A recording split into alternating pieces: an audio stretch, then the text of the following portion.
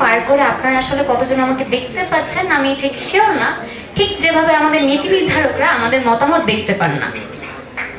তবে এখন যদি আপনাদের মধ্যে কেউ কেউ তো আন্দোলন করে বসেন যে না আমাদেরকে দেখতে দিতে হবে, যে আপনি রেকর্ডিং চালু করে বলছেন নাকি নিজেই বলছেন, আমি তাহলে একটু উঁচু হতে পারি। ঠিক এভাবেই আমরা যারা কনজিউমার আছি আমাদেরকে প্রশ্ন করতে হবে, আমাদেরকে জিজ্ঞেস করতে হবে যে আমরা যে খাতে অর্থ দিচ্ছি বা আমরা যা দিচ্ছি সেগুলো কোথায় যাচ্ছে, এই প্রশ্নটাই করতে হবে। তাই আজকে আমার আলোচ্য বিষয় হচ্ছে জ্বালানি অধিকার সংরক্ষণে ক্যাব প্রস্তাবিত জ্বালানি রূপান্তর নীতি 2025। তো বেশ কিছুদিন আগে আমি লিফটে যখন আমার বাসায় যাচ্ছিলাম তখন সেখানে দুজন বাজার করে যাচ্ছিলেন। তো একজন আরেকজনকে জিজ্ঞেস করছিলেন যে বেশ কিছুদিন হলো খেয়াল করছি বিদ্যুৎ বিল খুব বেশি আসছে, আগে তো এত আসতো না। পাশের জন তাকে উত্তর দিচ্ছেন, থাক ভাই এখন কি করার আছে বলেন, এরকমই তো হচ্ছে। থাক ভাই, এই যে একটা তাচ্ছিল্য করার কেন? আপনার কি অধিকার নেই এটা জানার যে কেন আপনার বিদ্যুৎ বিল বেশি আসছে? এই প্রশ্নটা আমাদের সকলকে করতে হবে। আজকের পৃথিবীতে জ্বালানি ছাড়া জীবন কল্পনা করা যায় না। শিক্ষা, স্বাস্থ্য, জীবিকা, নিরাপত্তা সবকিছুর সঙ্গে জ্বালানির সরাসরি যোগ আছে। তাই এটাকে কেবল বাজারজাত পণ্য হিসেবে দেখলে ভুল হবে। জাতিসংঘ ঘোষিত টেকসই উন্নয়ন লক্ষ্যমাত্রা, বিশেষ করে SDG 7 স্পষ্টভাবে বলে প্রত্যেক নাগরিকের জন্য ক্লিন, অ্যাফোর্ডেবল এবং মডার্ন এনার্জি নিশ্চিত করতে হবে। বাংলাদেশও এর প্রতিশ্রুতির বাইরে নয়। কিন্তু বাস্তবতায় আমরা দেখি এখনো 2 কোটিরও বেশি মানুষ নিয়মিত বিদ্যুতের বাইরে। বিশেষ করে গ্রামীণ এলাকায় 4-5 ঘন্টা, 6 ঘন্টা, 7 ঘন্টা বিদ্যুৎ থাকে না এবং তাদের কাছে এটা খুবই স্বাভাবিক বিষয় হয়ে দাঁড়িয়েছে এখন। এখানেই আসে এনার্জি জাস্টিস বা জ্বালানি সুবিচারের ধারণা। এই বৈষম্য রোধে ক্যাব প্রস্তাব করেছে বাংলাদেশ জ্বালানি রূপান্তর নীতি। কারণ জ্বালানি এখন মৌলিক মানবাধিকারেরই একটা অংশ। জ্বালানি সুবিচারের 3টা স্তম্ভ আমরা লক্ষ্য করতে পারি, যার মধ্যে প্রথমেই রয়েছে বন্টন ভিত্তিক সুবিচার। শহরের ধনী এলাকায় প্রায় নিরবিচ্ছিন্ন বিদ্যুৎ থাকে অথচ গ্রামের মানুষ প্রতিদিন ঘন্টার পর ঘন্টা বিদ্যুৎ পায় না, লোডশেডিং এ ভোগে। এখানে প্রশ্ন আসে কে পাচ্ছে, কে বঞ্চিত? পরবর্তী স্তম্ভ রয়েছে প্রক্রিয়া ভিত্তিক সুবিচার। জ্বালানি নীতি নির্ধারণে সাধারণ ভোক্তার মতামত কতটুকু গুরুত্ব পায়? অনেক সময় আমাদের মতামত নেওয়াই হয় না, সিদ্ধান্ত হয় সব ওপরের টেবিলে। স্বীকৃতি ভিত্তিক সুবিচার। নারী, কৃষক, ক্ষুদ্র উদ্যোক্তা তাদের প্রয়োজন কি নীতিতে আদৌ প্রতিফলিত হয়? দুঃখজনক হলেও সত্যি বেশিরভাগ সময় তারা অদৃশ্য থাকেন। ঠিক যেভাবে আমি যদি একটু নিচু হই আপনারা সবাই অদৃশ্য হয়ে যাবেন আমার কাছে। এখানে আসি আমরা ক্যাবের ভূমিকায়। ক্যাব বা কনজিউমার্স অ্যাসোসিয়েশন অফ বাংলাদেশের প্রস্তাবিত নীতিতে তারা বলছেন জ্বালানিকে শুধু সেবা নয় বরং একটি অধিকার হিসেবে আইন দ্বারা স্বীকৃতি দিতে হবে। এখানে কিছু মূল প্রস্তাব রয়েছে আমাদের, যেমন এনার্জি রাইটস অ্যাক্ট প্রণয়ন, যাতে জ্বালানিকে মানবাধিকারের মতো আইনি ভিত্তি দেওয়া যায়, যা এতদিন কাগজে কলমে দেওয়া হলো বাস্তব করা হয়নি। গণশুনানি ও তথ্য উন্মুক্ত করা, যাতে স্বচ্ছতা বাড়ে। অফ গ্রিড রিনিউয়েবল সিস্টেম, যেমন সোলার হোম সিস্টেম, গ্রামীণ মাইক্রোগ্রিড, যাতে শহর গ্রামের বৈষম্য কমে আসে। প্রাতিষ্ঠানিক সংস্কার, বিআরসি বা স্ট্রেডার মতো প্রতিষ্ঠানগুলোকে রাজনৈতিক প্রভাব মুক্ত করে স্বাধীনভাবে কাজ করতে দেওয়া। এবং সর্বশেষ বলতে পারি পরিবেশগত সুবিচার, নবায়নযোগ্য জ্বালানির প্রসার ঘটাতে হবে।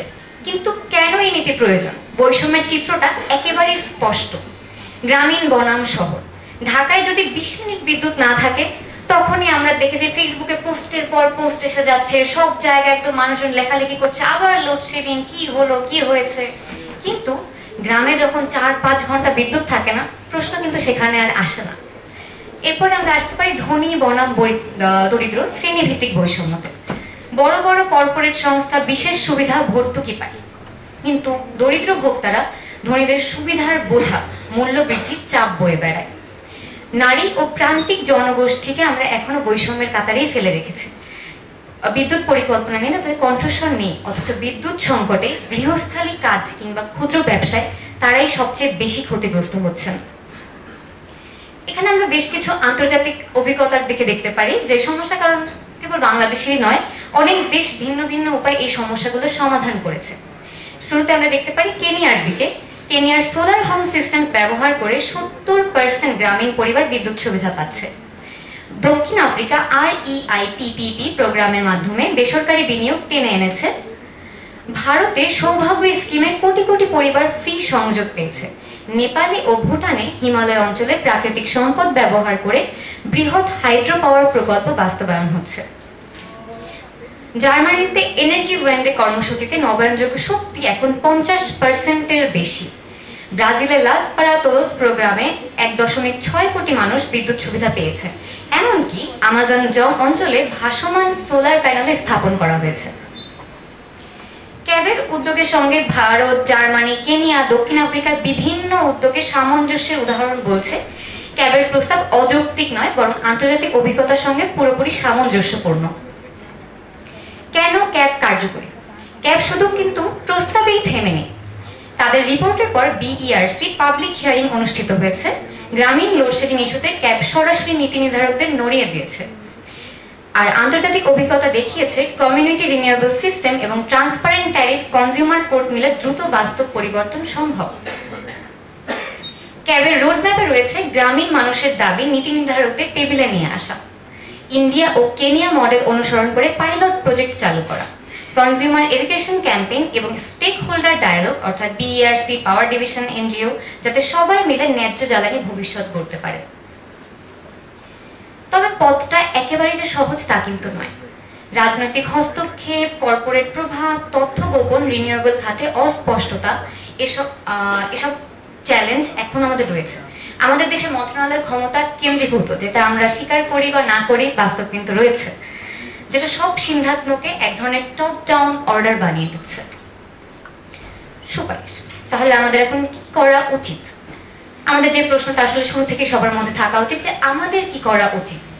এনার্জি জাস্টিস ফ্রেমওয়ার্ক তৈরি করা, প্রতিটি প্রকল্পে জাস্টিস ইম্প্যাক্ট অ্যাসেসমেন্ট বাধ্যতামূলক করা, ভোক্তা ফোরাম ও কমিউনিটি প্ল্যাটফর্ম গঠন করা, শিক্ষা ও প্রশিক্ষণে এনার্জি জাস্টিস কারিকুলাম অন্তর্ভুক্ত করা, বাজেট ও চুক্তি উন্মুক্ত করার আইন বাধ্যবাধকতা আরোপ করা। তাই বিদ্যুতের সুইচ যেমন অন অফ হয়, নীতি প্রণেতাদের মানসিকতাও কিন্তু অন অফ হয়। আমরা চাই এটা অন হলেও কখনো যেন অফ না হয়, আমরা যেন অফ হতে না দিই।